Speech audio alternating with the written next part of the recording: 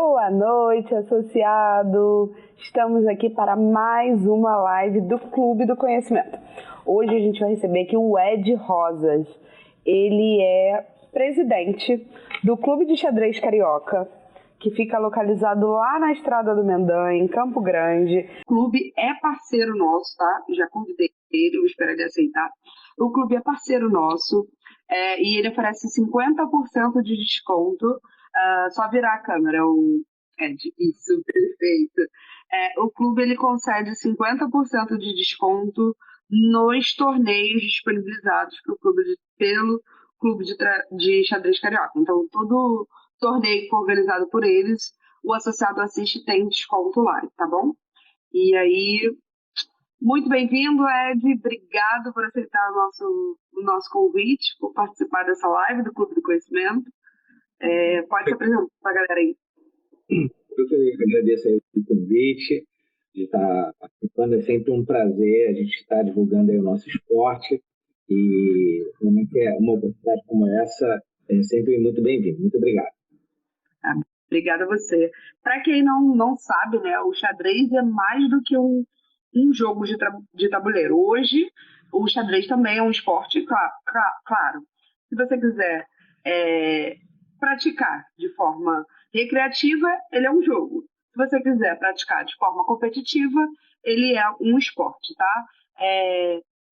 É um esporte aí que hoje é esporte, né? Mas, assim, bem conhecido, há bastante tempo se joga, então tem uma trajetória bem grande, uma história bem grande de sucesso e que traz valores, desenvolve habilidades. Então, o xadrez é um jogo / esporte bem complexo aí, que a gente pode falar bastante coisa dele.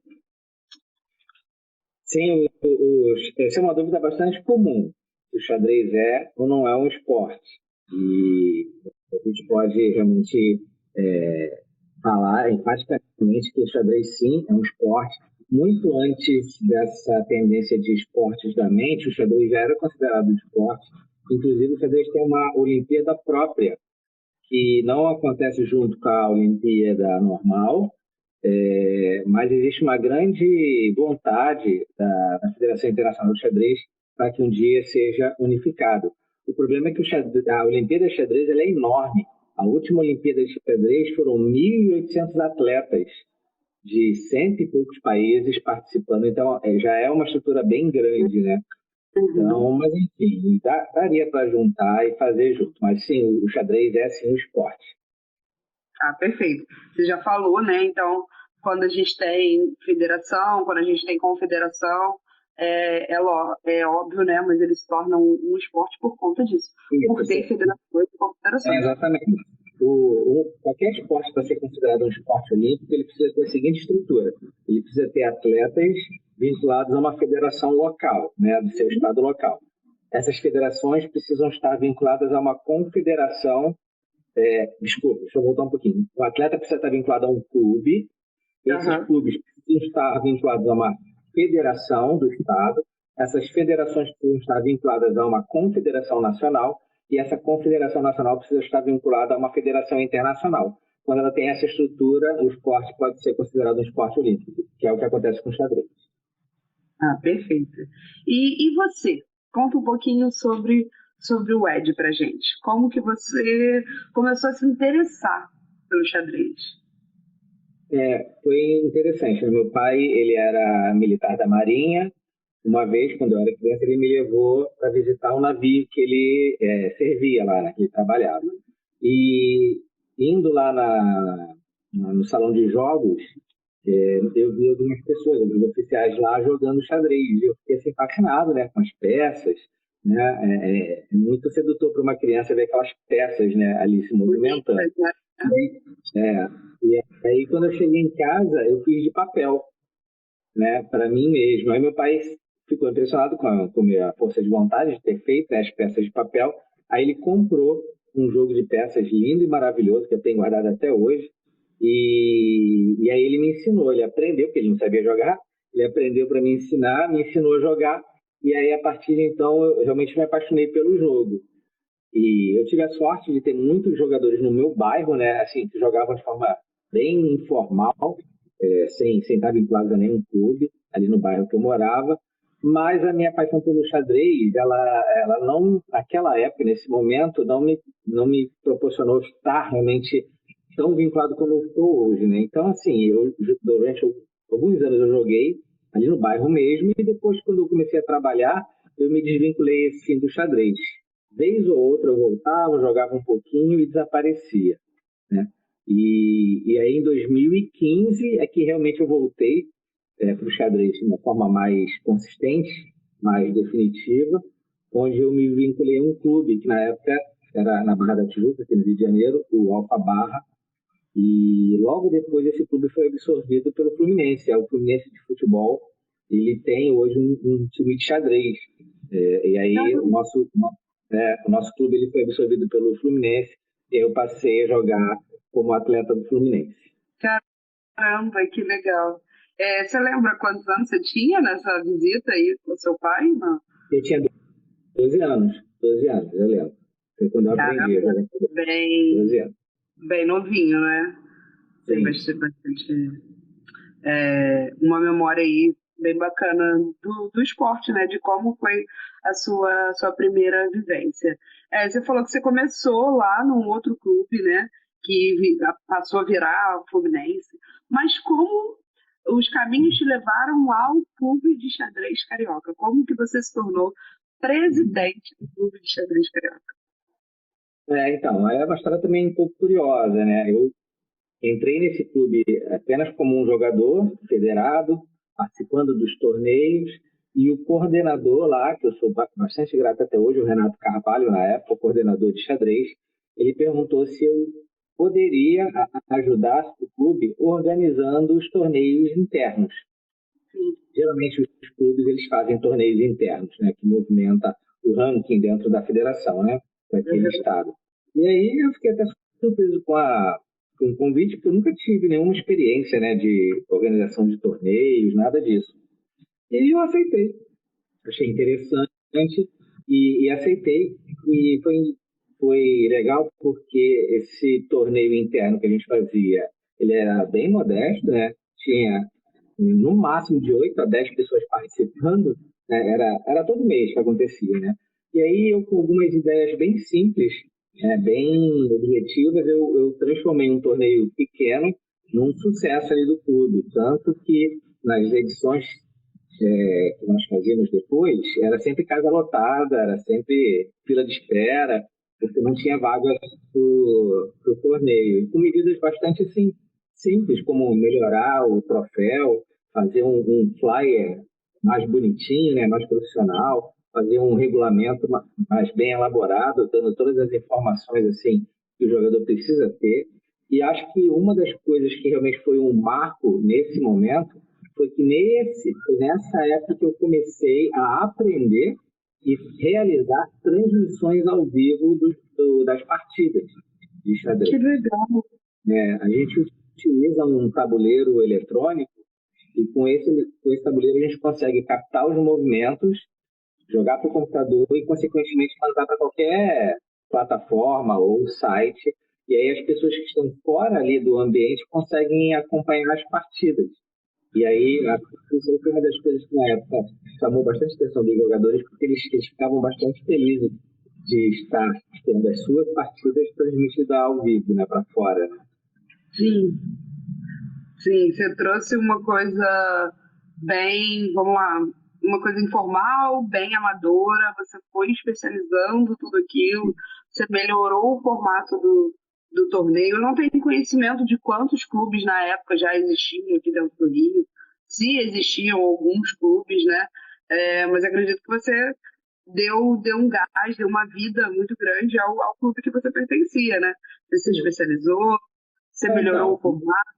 Sim, que isso foi tudo. Como eu sou da área de tecnologia, para mim foi uma coisa meio que fácil fazer isso acontecer, né? Eu trabalho com TI e na época, esse tipo de transmissão, a pessoa tinha que ter um mínimo de conhecimento de TI para que fizesse funcionar. Então, para mim foi um pouco mais fácil. E na época, existem vários clubes no Rio de Janeiro, nenhum deles fazia esse tipo de transmissão, né? E aí, graças a esse, voltando à sua pergunta original, né, como é que acabei me tornando presidente do Clube de Xadrez Carioca, esse tipo de trabalho acabou chamando a atenção e eu fui convidado para fazer parte da Federação de Xadrez.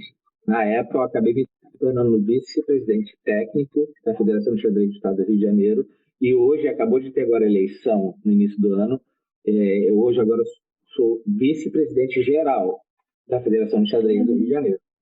E tudo começou com esse trabalho aí de organização do torneio interno que acabou chamando a atenção das pessoas e que me rendeu esse convite. E aí, a partir daí, veio uma pessoa no nosso clube, o Evanildo, grande Evanildo, que hoje é o vice-presidente do Clube Xadrez Carioca, né? Ele é um bombeiro que servia ali no centro da cidade e ele veio conversar com a gente que ele tem um sonho de montar um clube dentro do quartel dos bombeiros. Ele estava precisando de ajuda. E aí eu me prostrei de ajudar e comecei, junto com ele, a fazer pequenos torneios dentro do quartel dos bombeiros para que fosse criando, né, aquela cultura ali enxadrística dentro do quartel dos bombeiros. E a coisa foi crescendo até que a Fundação de Apoio ao Bombeiro, na pessoa do Coronel Marcos Tadeu, que na época era presidente, abraçou esse projeto, né, de xadrez dentro do quartel dos bombeiros. E aí nasceu o Clube Xadrez Fabom. Né? O que é Fabom? Fundação de Apoio ao Bombeiro. E aí, nessa época, eles me convidaram para fazer parte da diretoria, eu aceitei e me desliguei do Fluminense e passei a ser um dos fundadores e diretores do Clube Xadrez Fabom. Depois, com a mudança do governador do Rio de Janeiro, né, que saiu o Witzel e entrou o Cláudio Castro, houve uma mudança no líder dos bombeiros no Rio de Janeiro, que é o comandante-geral dos bombeiros. E quando muda essa liderança, acaba mudando outras lideranças. E a Fabom sofreu essa alteração. E a nova diretoria que assumiu lá, a Fabom, não quis apoiar mais o xadrez. Por isso, nós tivemos, infelizmente, acontece isso, né, de política, quando alguém entra, ele quer desfazer as coisas boas que a gestão anterior fez, né? Isso é muito comum. E por causa disso, a gente teve que montar um clube de novo do zero. Não foi totalmente do zero, porque como acabou o CX Fabom, os atletas foram para um novo clube que nós abrimos, que é o Clube Xadrez Carioca, que é esse que hoje eu sou presidente. E assim nasceu o clube. E quanto tempo tem o clube de funcionamento? Então, assim, isso tudo começou a acontecer em 2019, né? Essa criação do Clube Xadrez Fabom, né? E aí nós ficamos durante um tempo com duas unidades funcionando. Uma no centro da cidade, que era no quartel central do Corpo de Bombeiros, no centro da cidade. E aí surgiu um convite interessante no shopping, aqui em Campo Grande, no Rio de Janeiro, que esse shopping queria fazer um evento de xadrez. E entrou em contato comigo, perguntou se eu gostaria de fazer esse evento, que seria de uma semana, né? Eles tinham lá uma loja liberada, queriam fazer um evento de uma semana. Eu topei, e esse evento que deveria durar apenas uma semana, acabou durando 4 meses. Olha só. Porque eles gostaram tanto do movimento, né, que o xadrez trouxe, né, ali para o shopping, né, as pessoas que frequentavam o shopping elogiaram bastante, e aí o shopping, conversando comigo, e eu também conversando com o shopping, olha, está na hora de a gente fazer uma coisa mais duradoura, né, porque do jeito que está, eu nunca sei se amanhã a gente vai estar aqui, né, não tinha nada definido, né. Era uma coisa que era uma semana, que fica mais uma semana, e ficamos 4 meses, né. Aí eles toparam fazer uma coisa mais duradoura e aí a gente abriu uma unidade lá do CX Fabom, nós abrimos uma unidade dentro do shopping, que era como se fosse uma filial do nosso clube. E quando o CX Fabom fechou e nós viramos Clube Xadrez Carioca, aquela sede do Rio, que ficava no centro da cidade, acabou, nós ficamos só com essa sede do shopping. E a partir de então até hoje, isso aconteceu, essa mudança, né, foi um pouquinho antes da pandemia, né, da gente realmente assumir ali aquela unidade. E aí, desde então, ali 2019 aproximadamente, nós estamos com essa parceria no shopping, que é tem dado bastante frutos. Ah, perfeito, que bacana. É uma história, assim, cheia de surpresas, né? Cheia de coisas boas e mostra aí o caminho que o xadrez trilhou para vocês, né? Do Clube de Xadrez Carioca, bem bacana. Sempre com alguém interessado, com alguém envolvido em dar visibilidade, em dar credibilidade a vocês. Bem bacana toda essa história. Mas, assim, para a galera que está ouvindo, o que é? Como é administrado um clube de xadrez? E quais as principais atividades desse clube? Porque, eu sou do clube de xadrez, mas e aí? O que se faz dentro desse clube? Então, o clube, né, ele tem realmente uma função primordial, que é realmente fomentar, evidentemente, o esporte, né, o esporte de xadrez. E como que a gente faz isso? A gente faz isso através de torneios. Todos os meses nós temos, no mínimo, 3 torneios, sendo nas 3 modalidades principais de xadrez, que é o torneio pensado, que é um torneio mais longo, onde o jogador tem mais tempo para pensar, o torneio rápido, que o nome já diz, né, que é bem menos tempo, então ele tem que jogar bem mais rápido, e o Blitz, que é o bem rápido mesmo, que o jogador tem, em média, 3 minutos para a partida. Ele tem que jogar a partida inteira em 3 minutos. Então, com esses torneios, a gente busca realmente movimentar o ranking desses jogadores que estão vinculados com a gente dentro da federação. Esse é o principal objetivo. E claro que a gente acaba descobrindo novos talentos, né? Nós temos professores de xadrez ali que são bastante especializados em crianças, né? Que quem mais procura, não exclusivamente, mas a grande maioria dos que procuram aulas são crianças, né? São pais de crianças que querem que seus filhos aprendam a jogar xadrez. Então, acaba que eles começam a fazer as aulas, a participar dos torneios, e aí surgem esses novos talentos que a gente fica de olho e colocando nas competições para, enfim, evoluir dentro do esporte. Uhum. Por curiosidade, assim, com quantos anos a pessoa pode ser um atleta de xadrez? A partir dos 5. Caramba! Mas é um prodígio. Não necessariamente. Assim, dentro das competições oficiais na Confederação Brasileira de Xadrez, existe a categoria sub-6, que se fosse no futebol, seria o tal da chupetinha, sei lá, acho que chupetinha que eles falam, não, é fraldinha. Então, assim, e inclusive um dos nossos atletas, que tem 10 anos, ele está participando do Mundial, lá na Grécia, e ele tem 10 anos, ele está participando de um Mundial de categorias. Então, tem desde o sub-6 até o sub-18. Aí ele joga dentro da categoria dele. Exatamente, joga dentro da categoria dele. Mas sempre surgem alguns prodígios que jogam nas categorias acima. Isso é bem legal, né? Que é possível. Maneiro. Nossa, que incrível. Então, desde de bem pequeno, a gente consegue desenvolver todas as habilidades do xadrez. E traz muitos benefícios, né? Para quem pratica o xadrez assim desde tão cedo, o xadrez traz muitos benefícios mesmo. Sim. Você falou que vocês tinham sido convidados, né, para ficar lá uma semana, virou um mês, hoje é sede do clube. E como que vocês veem essa contribuição ali para aquela comunidade local? Como que o clube hoje contribui para o pessoal que mora próximo e tudo mais? Então, a gente tem ali um espaço que funciona de quarta a domingo, das 15 às 21 horas, 100% gratuito. Então, qualquer pessoa ali na região pode ir no nosso clube, se apresentar lá, sentar e jogar 100% de forma gratuita. Então, com isso, a gente consegue dar um material de qualidade para as pessoas praticarem xadrez num ambiente, poxa, imagina um ambiente de um shopping, né?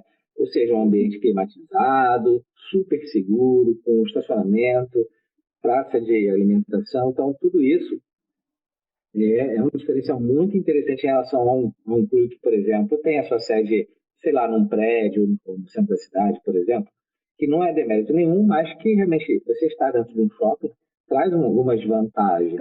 Então a gente consegue concluir isso para o público em geral através da disponibilidade desses horários para a prática do xadrez. Qualquer pessoa pode chegar lá e jogar de forma gratuita, sem nenhum problema. E aí, quem deseja, ele pode contratar um dos nossos professores para ter aula particular e pode participar dos nossos torneios. Aí, esses sim, os torneios eles são cobrados porque a gente tem que pagar né, a premiação, a gente paga a arbitragem, a gente sempre usa árbitros da federação para estar arbitrando os nossos torneios. Então, tudo isso está disponível ali para a comunidade local de onde nós estamos.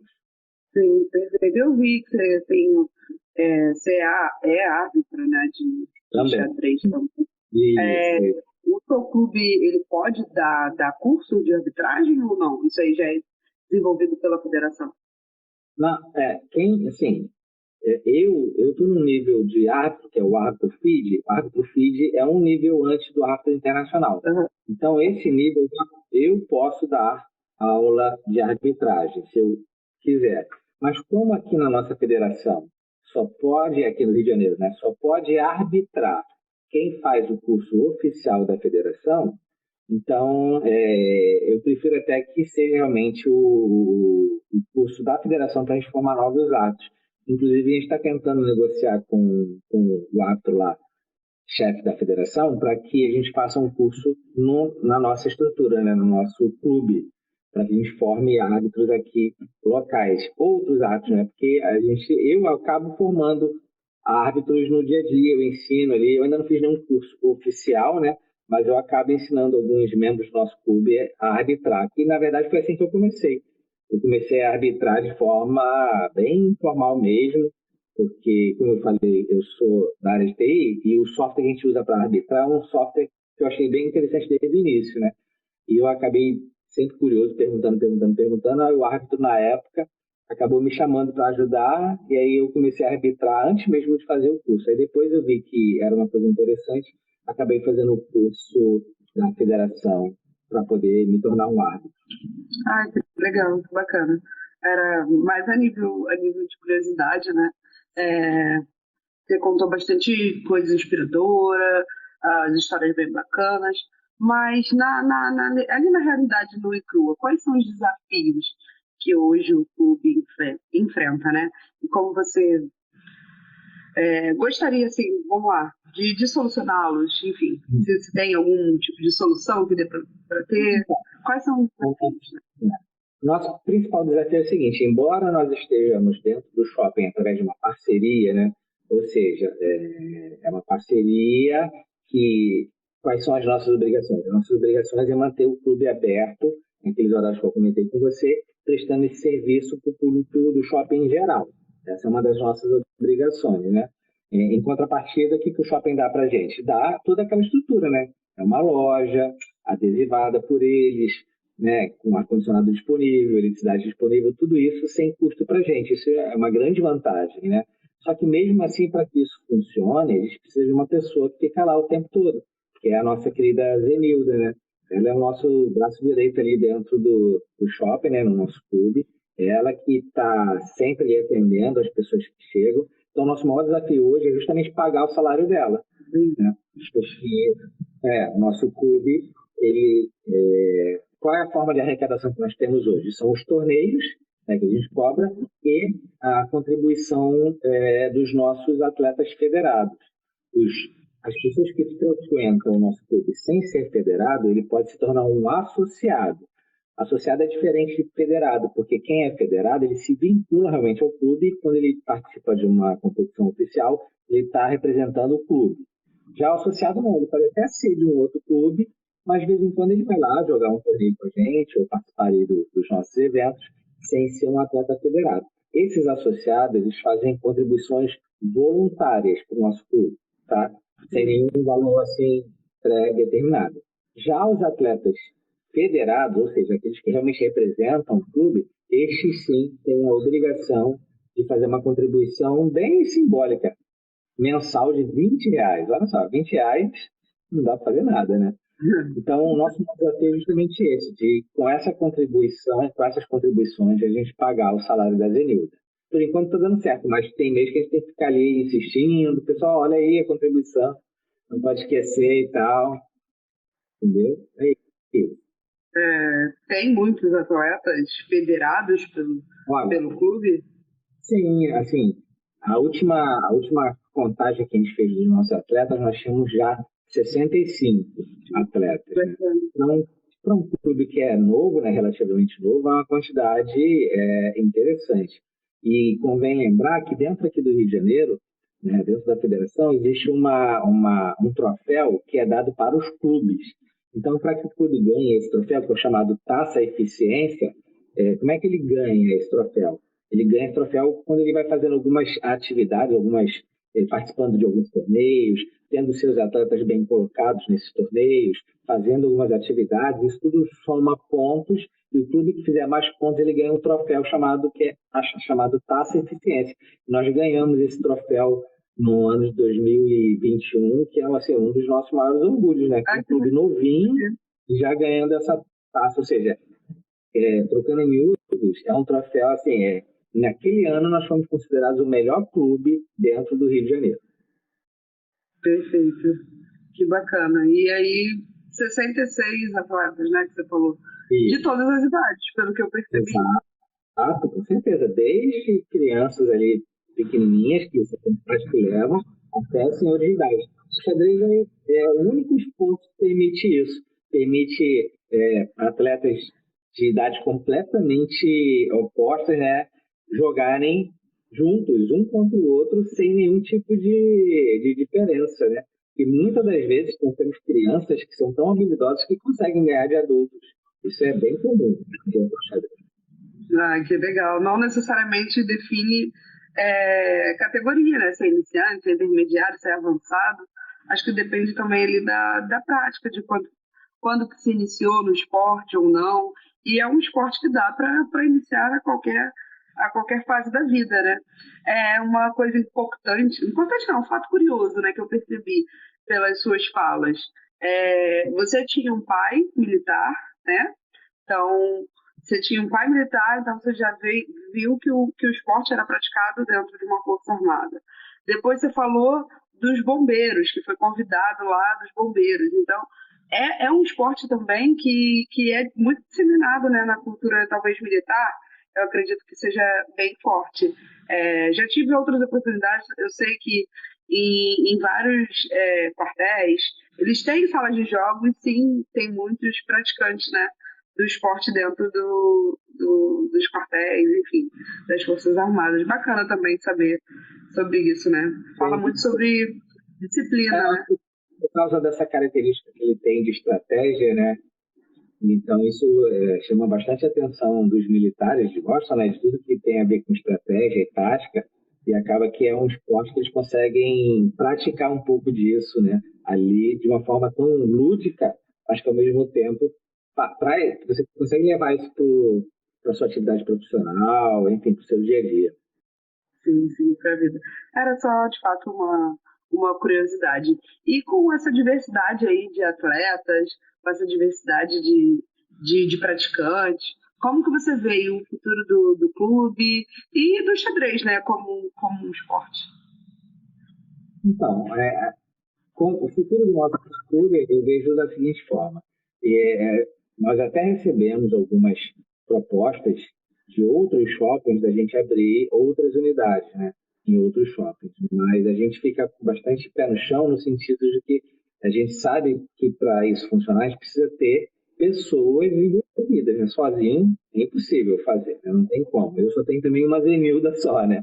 Que já está na nossa sede. Para que qualquer outra sede funcione, a gente precisa ter pessoas que estejam dispostas a estar ali realmente no dia a dia do clube, né, envolvidas, de repente no início nem ganhando salário, porque a Zenilda no início não ganhava salário, ela era uma voluntária bem ativa, né, porque o marido dela é um dos professores, né, dessas crianças que eu comentei com você, e as filhas dela jogam xadrez desde novinhas, então ela, por ter esse envolvimento com xadrez, ela acabou sendo aquela voluntária que estava sempre ali com a gente, ajudando, e naturalmente, quando houve a oportunidade de pagar um salário, foi uma escolha natural, né? Era uma pessoa que já estava envolvida ali, né? Então, para que a gente precisa abrir outras unidades, a gente precisa identificar primeiro esse tipo de pessoa que consiga ter essa disponibilidade, esse desejo de estar ali envolvido no dia a dia de um clube de xadrez.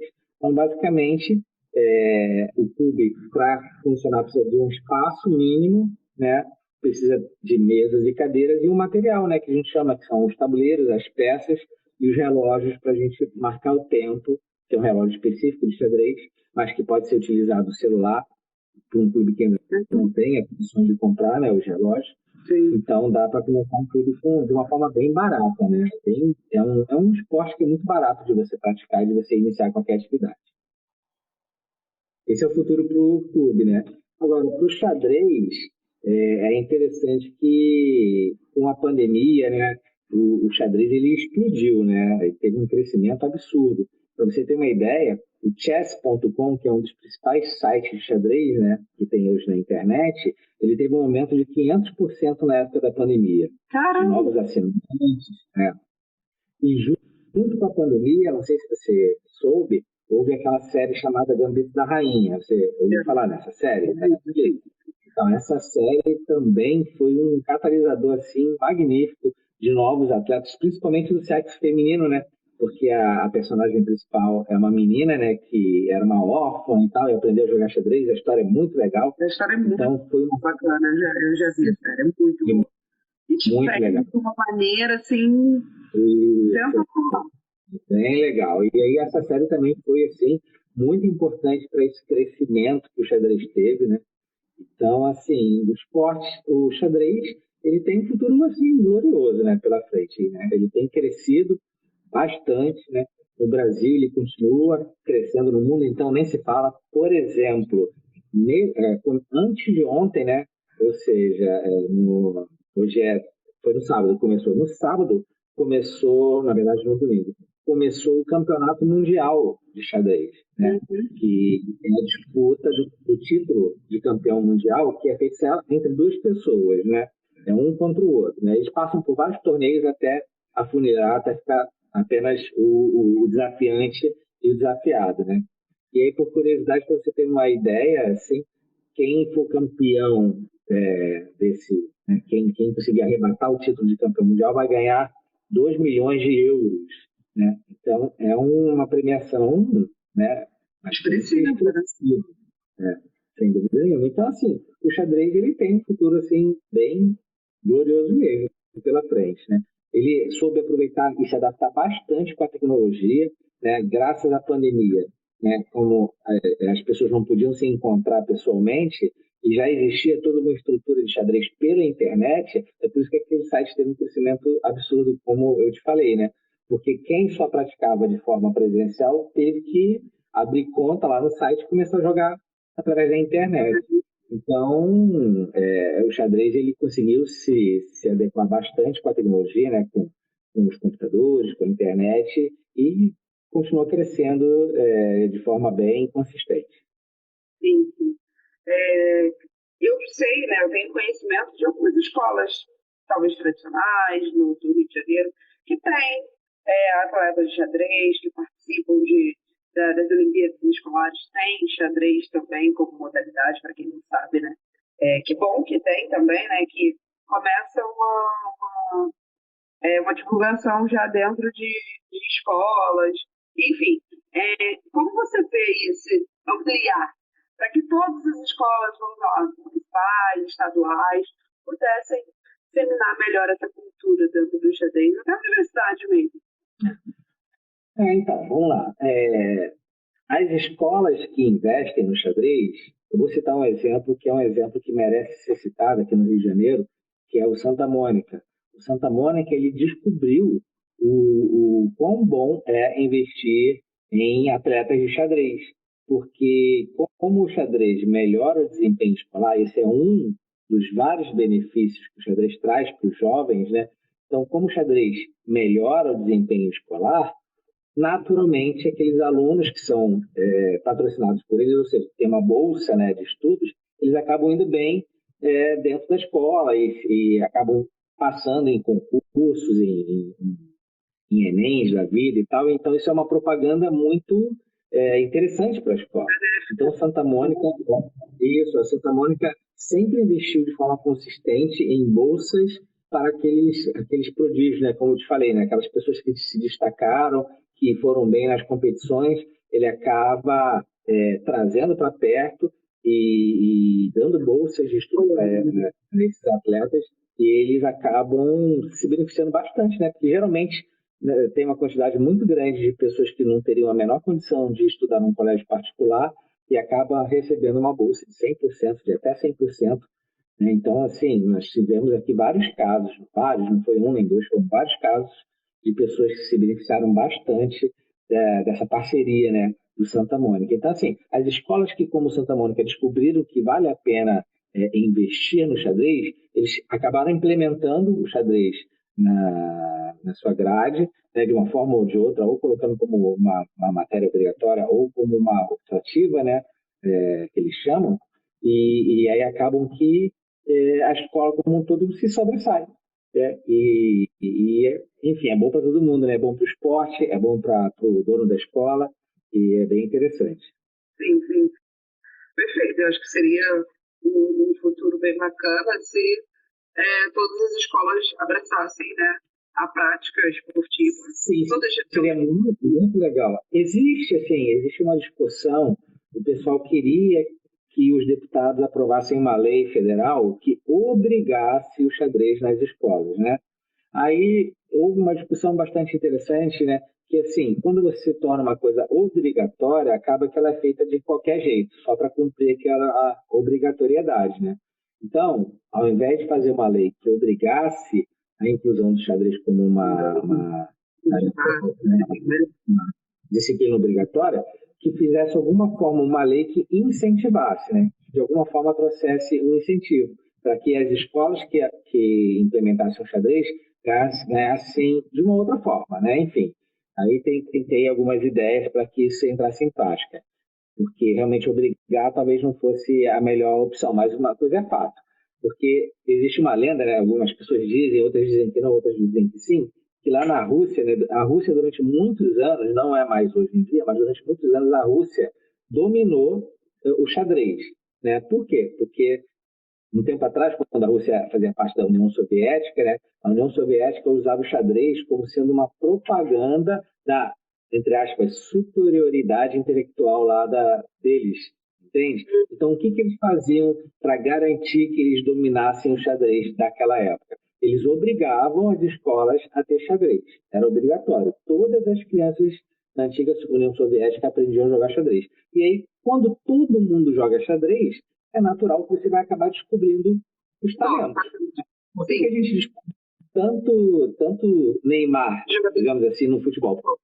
Não, jogador de futebol e cada esquina tem um garotinho jogando futebol. Então é fácil você descobrir os talentos. Então, o xadrez, como qualquer esporte, é a mesma coisa. Só que um detalhe: o governo, naquela época lá da União Soviética, quando descobria esses talentos, ele pegava essa criança e começava a bancar mesmo, dar dinheiro para os pais, para que os pais pudessem ter condições de continuar incentivando o xadrez para aquela criança. Então, com isso, eles criaram um verdadeiro exército de grandes mestres, que é um nível mais alto dentro do xadrez, né?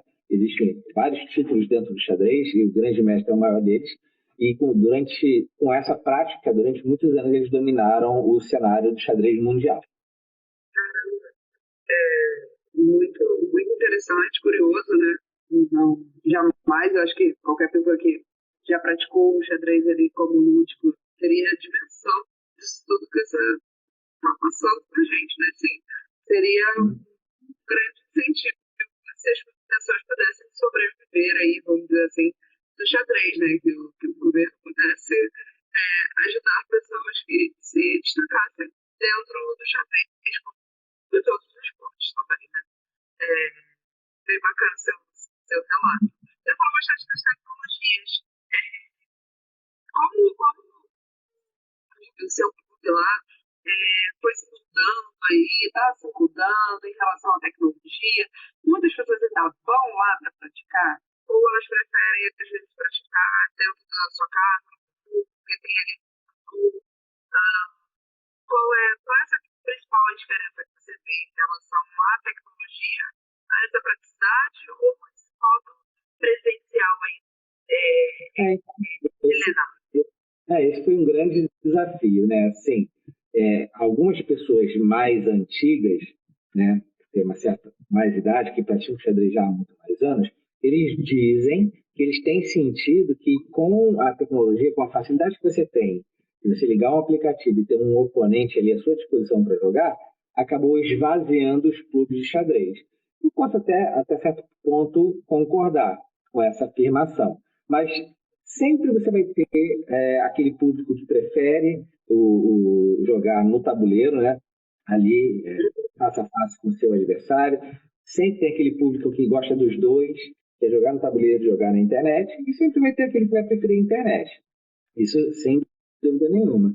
Então, assim, acho que a tecnologia, pelo contrário, ela não atrapalhou o xadrez, não. Ela acabou, como a gente tem visto, muitos dos nossos novos federados no último ano são pessoas que jogavam 100% exclusivamente na internet e quando descobriram que tinha um clube perto da casa deles, acabaram indo lá, visitando e se filiando ao nosso clube. Que bacana, que bacana. Vocês conseguiram trazer um que era informatizado, né, pro presencial ali. Pelo que você falou, né, acho que a tecnologia está ajudando mais ainda o xadrez em diversos âmbitos, né? Em relação a, pô, eu quero acompanhar um torneio de xadrez, como que eu acompanho um torneio de xadrez que está acontecendo lá do outro lado? Como é que eu vejo as estratégias daquele cara lá que é muito bom no xadrez? Como é que eu vou acompanhar? Só vou ler uma notícia depois na internet dizendo que ele ganhou porque ele fez tais jogadas? Não, eu vou acompanhar ali fiel, ao vivo, acho bem bacana. Você falou sobre isso. Assim, a quantidade que tem hoje de streamers no YouTube de xadrez é bem impressionante. Temos vários mesmo.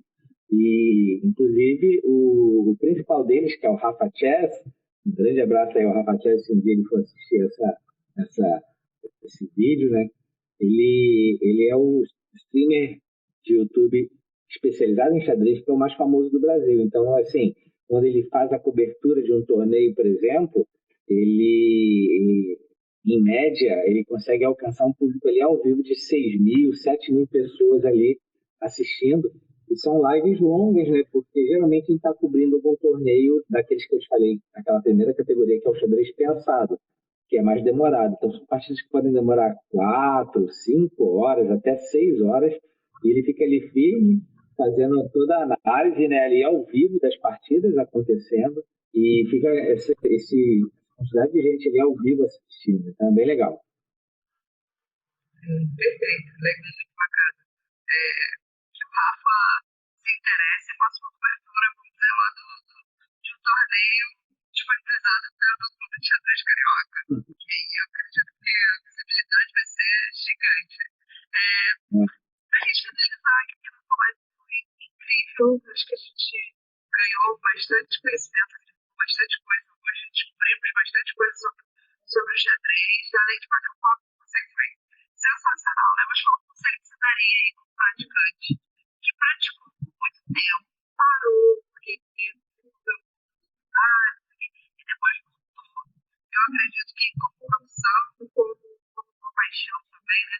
Qual conselho que você daria para quem quer começar a jogar xadrez e quer se envolver em de xadrez da região, do bairro, do município, enfim?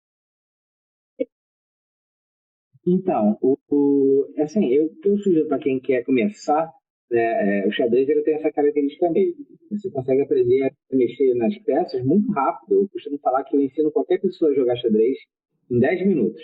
10 minutos é suficiente para que ela aprenda ali os movimentos básicos das peças. Só que aí, a partir desse momento, ela vai ter o resto da vida para se desenvolver. A quantidade de literatura que o xadrez tem é absurda, sim, é muito grande. O xadrez ele tem basicamente 3 fases, né? Que é a abertura, o meio-jogo e o final. E cada uma dessas fases do jogo tem uma quantidade enorme de livros. Então a pessoa tem assim o resto da vida para se desenvolver. Se ela quer se tornar um jogador de torneios, ela pode estudar até um certo nível. Se ela quer se tornar um mestre, né, ou um grande mestre, ela vai ter que ter um outro nível de dedicação.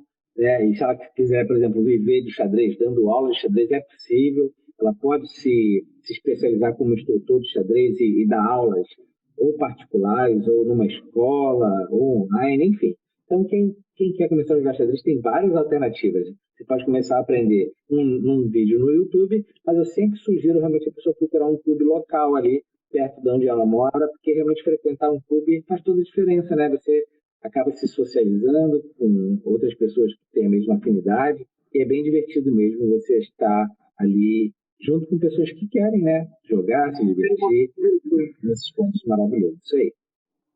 Ah, perfeito. Obrigado mais uma vez pela sua disponibilização. Vou deixar um convite aí para o nosso associado. A gente tem muito associado na região de Campo Grande. A Zona Oeste é aí o disparado nosso maior, concentra o nosso maior público. Então, para você que é da Zona Oeste, que é lá de Campo Grande, visite o Clube de Xadrez Carioca. Se você já jogou xadrez alguma vez, se você quer voltar a ter contato com o esporte, se você quer aprender também, é possível, né? Eles têm professores, instrutores lá no local. Os torneios, o Clube de Xadrez Carioca é um parceiro, está em parcerias na Assist, então se você quiser participar de algum torneio também tem desconto lá nos torneios, a participação. E que você alcance aí lugares que vocês nunca alcançaram, que vocês abram outras sedes, e que vocês tenham cada vez mais atletas, que vocês tenham. Zenilda, você falou? Isso, Zenilda. Que vocês tenham Zenilda. mais Zenildas que possam abraçar aí de forma voluntária, mas que se um dia elas tiverem salário perfeito, mas que vocês tenham pessoas assim que agreguem de fato, que apostem no valor que é o clube para vocês. Eu que agradeço a oportunidade de estar falando aí sobre o nosso esporte, que a gente tanto ama, e incentivando você que está assistindo a gente, vem visitar a gente ali no West Shopping. Nós estamos no loja 280, naqueles dias que eu comentei com vocês, de quarta a domingo, das 15 às 21 horas. Perfeito. A live ela vai ficar gravada aqui no Instagram da Assist. A gente também passa para o formato lá no YouTube, no canal da Assist, e também vai para podcast. Então, para você que não quiser assistir, né, de fato, o vídeo, fica no podcast da Assist no canal do Spotify. Tá bom? Muito obrigada. A gente se vê em breve. E quem sabe eu vou ir visitar o clube também. Ficou um pouquinho distante para mim, mas eu já joguei algumas vezes xadrez. Acho que talvez precisaria desenferrujar um pouco, mas sempre é um prazer, né, jogar esse esporte. Obrigado, Ed. É um prazer. Tá bom? Eu que agradeço a oportunidade. Até a próxima. Tchau, tchau.